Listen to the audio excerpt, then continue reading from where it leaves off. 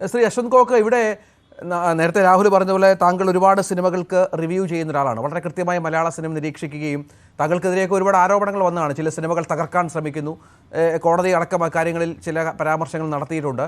ഈ സിനിമയെ കാണുമ്പോൾ താങ്കൾ റിവ്യൂ ചെയ്ത സിനിമകൾ മോശമെന്ന് പറഞ്ഞ സിനിമകൾ ഓടിയ സാഹചര്യമുണ്ട്.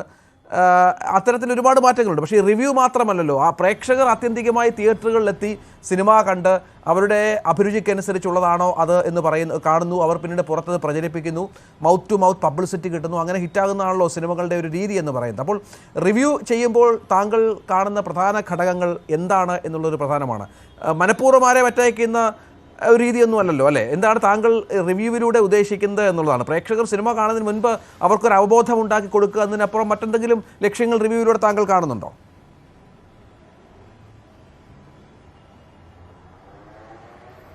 അല്ല, റിവ്യൂ ഇപ്പോൾ രാഹുൽ പറഞ്ഞൊരു കാര്യം ഞാൻ പറയാം. രാഹുൽ പറഞ്ഞു റിവ്യൂ ബോംബിങ് പാടില്ല, പിന്നെ സിനിമ നമ്മൾ സപ്പോർട്ട് ചെയ്യണമെന്നൊക്കെ പറയുന്നു. പക്ഷേ രാഹുൽ തന്നെ പറഞ്ഞു കങ്കുവയുടെ കാര്യം.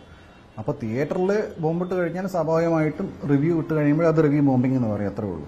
പിന്നെ ഈ ഒരു കാര്യം ഇപ്പോൾ സിനിമ കാണാൻ പോകുന്ന സമയത്ത് ഞാനൊരു ക്ലീൻ സ്ലേറ്റ് ആയിട്ടാണ് ഞാൻ സിനിമ കാണാൻ പോകുന്നത്. അതായത് എൻ്റെ മനസ്സിൽ യാതൊരു പ്രെജുഡിസ് ഇല്ല, ജഡ്ജ്മെൻറ്റിലില്ല, ഒന്നുമില്ല. സിനിമ കണ്ടു കഴിഞ്ഞിട്ട് എന്താണോ എനിക്ക് അതിൽ നിന്ന് കിട്ടിയിട്ടുള്ള ഇംപ്രഷൻ അത് ഞാൻ പ്രേക്ഷകരായിട്ട് പങ്കുവെക്കുന്നു, അല്ലെങ്കിൽ ഞാൻ യൂട്യൂബിൽ അത് അപ്ലോഡ് ചെയ്യുന്നു എന്ന് മാത്രമേ ഉള്ളൂ. അല്ലാതെ പ്രേക്ഷകരിലേക്ക് ഇത് എത്തിക്കുക, അതിൽ നല്ല പ്രൊപ്പഗാൻഡ അങ്ങനത്തെ അല്ലെങ്കിൽ വേറെ എന്തെങ്കിലും യാതൊരു തരത്തിലുള്ള ഉദ്ദേശവും എൻ്റെ പുറകിലില്ല.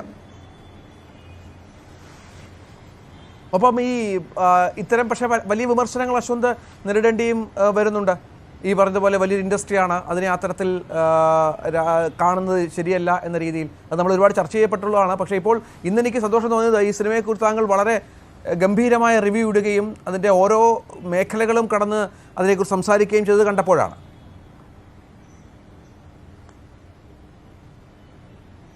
അല്ല, അത് എല്ലാ സിനിമകളെ കുറിച്ച് അങ്ങനെ സംസാരിക്കണം. ഇത് രണ്ട് തരത്തിലാണല്ലോ വരുന്നത്. അതായത് two sides of the same coin എന്ന് പറയുന്ന പോലെ ഇത് മാർക്കോ എനിക്ക് ഇഷ്ടപ്പെട്ടതുകൊണ്ട് ഞാനത് നല്ലത് പറഞ്ഞു, അത് ഇഷ്ടപ്പെട്ടില്ലെങ്കിൽ വളരെ എക്സ്ട്രീം ആയിട്ട് തന്നെ ഞാനതിനെ ക്രിറ്റിസൈസ് ചെയ്തേനെ. അപ്പോൾ സ്വാഭാവികമായിട്ടും അയ്യോ മാർക്കോയെ തകർക്കുന്നതെന്ന് പറഞ്ഞ് ഈ പറഞ്ഞ ആളുകൾ തന്നെ വന്നേനെ. ഇപ്പോൾ സജി നന്ദിയുടെ നേരത്തെ പറഞ്ഞു, ഇപ്പോൾ ചെറുപ്പക്കാർ സിനിമ കാണുന്നുണ്ട്, ചേംബർ അത് ചെയ്യുന്നുണ്ട്, ഇപ്പോൾ മലയാള സിനിമ മാറിക്കൊണ്ടിരിക്കുകയാണ് എന്നൊക്കെ പറയുന്നു. അത് നല്ല കണ്ടന്റ് ഉള്ള, നല്ല രീതിയിൽ പ്രേക്ഷകരെ എന്റർടൈൻ ചെയ്യിക്കാൻ സാധിക്കുന്ന സിനിമകൾ നിരന്തരം വന്നതുകൊണ്ടാണ്. അപ്പൊ അതിന്റെ മുമ്പിലത്തെ വർഷം നിരന്തരമായിട്ട് വന്നിരുന്നത് തിയേറ്ററിലെ ആളുകളെ കയറാൻ പ്രേരിപ്പിക്കാത്ത സിനിമകളായിരുന്നു. അപ്പോൾ റിവ്യൂ ബോംബിങ് അത് ഇതെന്ന് പറഞ്ഞു വന്നു. ഇപ്പൊ അതിനെ കുറിച്ചൊന്നും സംസാരിക്കുന്നത് കേൾക്കാറില്ല. അപ്പോൾ മാർക്കോ ആയാലും ഏത് സിനിമയെ കഴിഞ്ഞാലും സംസാരിക്കുന്ന സമയത്ത് ആ സിനിമയുടെ മെറിറ്റ് നോക്കിയിട്ടാണ് സംസാരിക്കുന്നത്.